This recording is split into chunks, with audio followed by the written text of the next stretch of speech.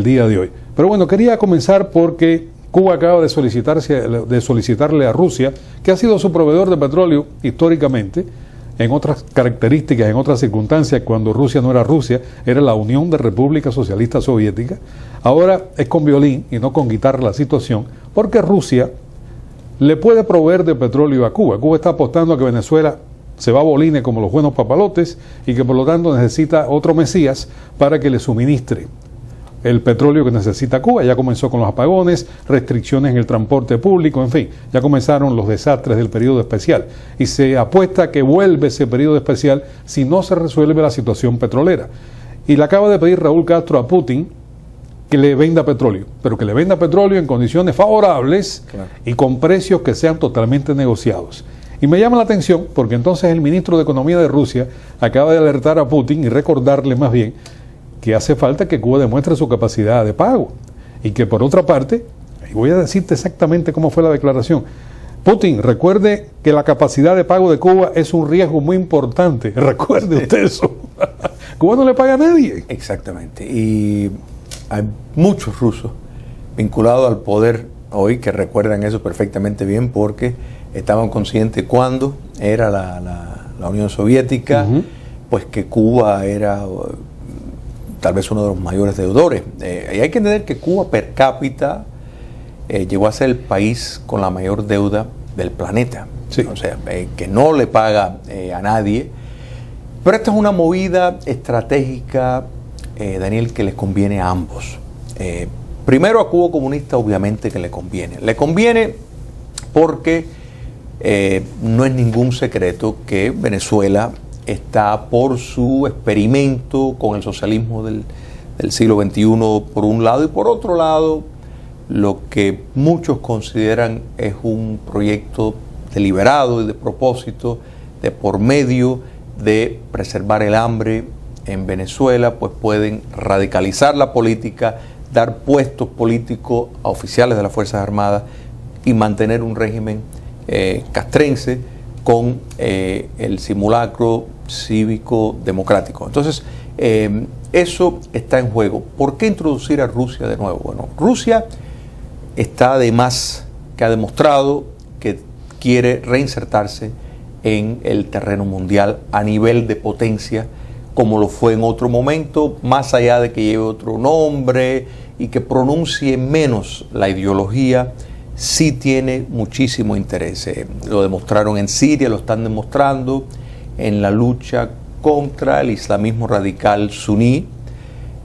Tienen una alianza, en efecto, con Irán por medio del vínculo de Siria con el islamismo radical chií. O sea que están tomando partida en una serie de frentes.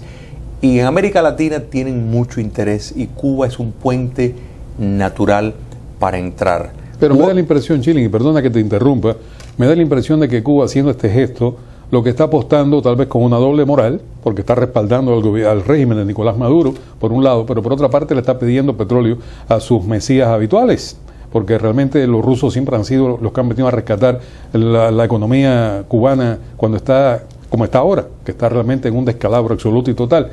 Y no apostaría, Cuba no le pediría petróleo a Rusia si hubiera apostado a que va a permanecer en el poder ese régimen con Nicolás Maduro o sin Nicolás Maduro. Por supuesto. Yo creo que Cuba está pensando que aquello sencillamente se perdió. Mira, hay una realidad. Rusia tiene una economía considerablemente más saludable que Venezuela. De hecho, han llevado a cabo reformas en el ámbito económico que no podemos decir que Rusia pues es un país del tercer mundo en el sentido económico, para nada lo es. Y el petróleo le representa a Cuba no solo una base para mantener su sistema de electricidad y su sistema operacional dentro de la isla. El petróleo para Cuba comunista es también algo que revenden y es una fuente de divisa fuerte. Pero lo que ocurre en Chile es que ese petróleo está a 9.550 kilómetros de La Habana. Ese petróleo va a ser un petróleo carísimo si se le vende a precios de mercado. A pesar de que los precios del petróleo han bajado, están en el orden por debajo de los $50 el barril a nivel internacional, tanto el Brent como el petróleo Texas que se consume aquí en Estados Unidos, ambos están por debajo de los $50, esa barrera psicológica. A pesar de ese petróleo barato, está muy lejos transportar ese petróleo. Yo recuerdo que en La Habana entraba todos los días, día tras día, un tanquero ruso a la bahía de La Habana, para la refinería Ñico López, que era donde iba dirigido ese petróleo. Todos los días. Cuba necesita 10.000 barriles de petróleo diarios para mantener su economía, para poder alumbrar la calle, para poder tener un transporte más o menos que mueva a la gente, para poder sobrevivir. Esa es la cifra. Se la estaba dando Venezuela. Venezuela le recortó ahora la mitad, pero ellos siguen apostando a que se puede sencillamente recortar totalmente a cero, llevar a cero esa cifra petrolera, porque Venezuela no tiene esa capacidad en este momento, y con un petróleo mucho más barato que es el petróleo venezolano. Está en el orden de los $30 y tantos el barril por las características de ese petróleo. O sea que Cuba está apostando a que la Unión Soviética, no, a que Rusia pueda salvarle realmente su deteriorada economía y continuar atrincherado. Y ahí es donde quería ir. Pero ¿qué ocurre? Que los rusos están diciendo ahora, ya no más intercambio, no necesito ni deportistas, ni médicos, ni colaboración, ni donaciones, necesito dólares sobre la mesa. Y este es el llamado que le ha hecho el ministro de Economía al presidente Putin. Sí, pero fíjate que yo considero que los rusos están invirtiendo en Siria una enorme cantidad de dinero en cuanto al esfuerzo de ayudar al régimen de Bashar al-Assad. Bashar al-Assad. ¿Por qué? Bueno, por el puerto de agua caliente que tienen. Tienen una gran base allí. Que es una gran base.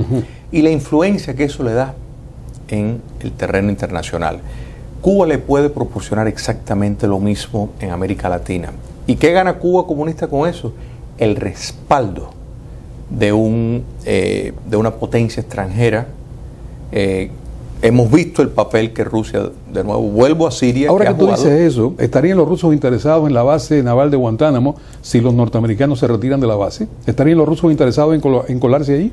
Yo pienso que sí. Yo pienso que Cuba, primero, ya sabemos otras bases de espionaje que Cuba comunista tradicionalmente ha la base de Lourdes, que estuvo durante muchísimos años en Cuba. Correcto. Y eso es muy probable. El espionaje... Una base de submarinos en Cienfuegos, la tuvieron también los rusos allí. Correcto. Eso es muy conveniente para los propósitos de los que consideramos que hay una nueva guerra fría, donde es otra la metodología, son otros los fines, pero la alianza, que el papel que Cuba puede jugar en eso, no lo puede hacer otro. Vemos por otro lado los chinos interesados y Rusia también ha demostrado interés en facilitar que se haga un canal por medio de Nicaragua.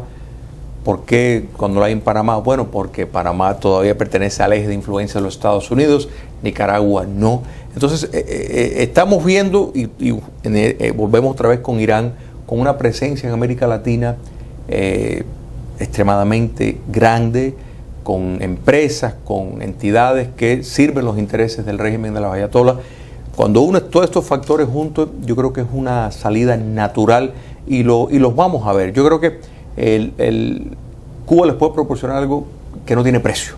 O sea, en términos de facilitar el territorio para espionaje. Vendiendo su soberanía. Exactamente, exactamente. Bueno, vamos a